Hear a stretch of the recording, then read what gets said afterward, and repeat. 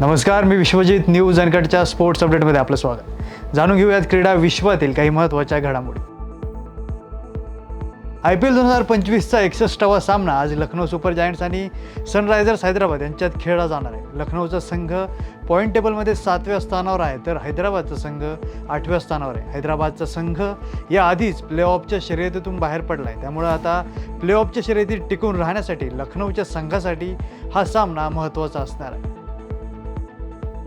गुजरात टायटन्सनं IPLच्या 18व्या मोसमातील 60व्या सामन्यात दिल्ली कॅपिटल्सवर 10 विकेट्सनं धमाकेदार विजय मिळवला आहे. दिल्लीनं गुजरातला विजयासाठी 200 धावांचं आव्हान दिलं होतं. गुजरातनं हे आव्हान 19 ओव्हरमध्ये एकही विकेट न गमावता पूर्ण केलं. कर्णधार शुभमन गिल आणि साई सुदर्शन ही जोडी गुजरातच्या विजयाचे शिल्पकार ठरली.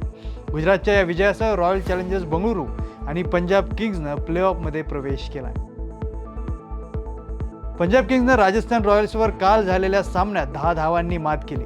पंजाबनं राजस्थानला विजयासाठी 220 धावांचं आव्हान दिलं होतं, मात्र राजस्थानला पंजाबच्या गोलंदाजांसमोर 7 विकेट्स गमावून 209 धावाच करता आल्या. पंजाबचा हा या मोसमातील एकूण 8वा विजय ठरलाय, तर दुसऱ्या बाजूला राजस्थानचा हा 10वा पराभव ठरलाय.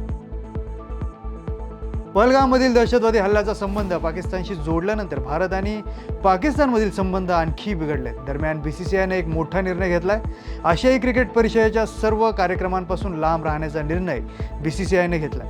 BCCIनं पुढील महिन्यात श्रीलंकेत होणाऱ्या महिला एमर्जिंग टीम्स आशिया कप आणि सप्टेंबरमध्ये होणाऱ्या द्वैवार्षिक पुरुष आशिया कपमधून माघार घेण्याचा निर्णय ACCला कळवला.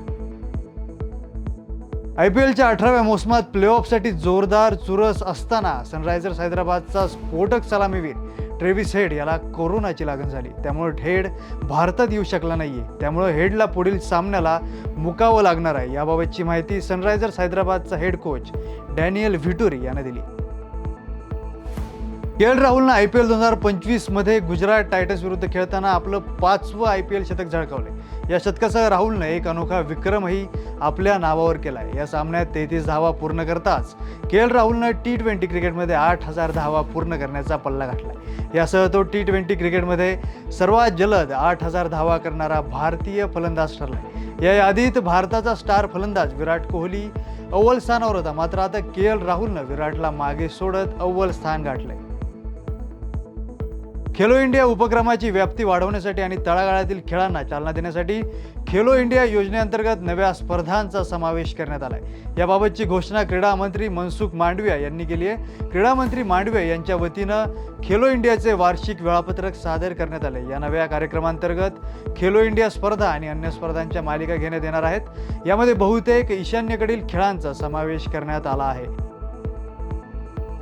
कर्नाटकची 20 वर्षे अवनी आचार्य उडुपीनं अखिल हिंदुस्थानी चेस मास्टर्स मुंबई क्लासिकल बुद्धिबळ स्पर्धेचं विजेतेपद पटकावलं. 8 फेऱ्यांनंतर अवनीसह महाराष्ट्राच्या मयुरेश पारकरनं प्रत्येकी 7 गुणांची कमाई केली. मात्र सरस टाय ब्रेकच्या स्कोअरच्या आधारे अवनीनं बाजी मारली. 1769 रेटिंग गुण असलेल्या अवनीला मयुरेश पारकरच्या 1757 रेटिंगपेक्षा जास्त टाय ब्रेकर स्कोअरच्या आधारे विजेता घोषित करण्यात आले. या बातमीसह स्पोर्ट्स अपडेटमध्ये इथेच थांबूया. पाहत रहा न्यूज अनकट.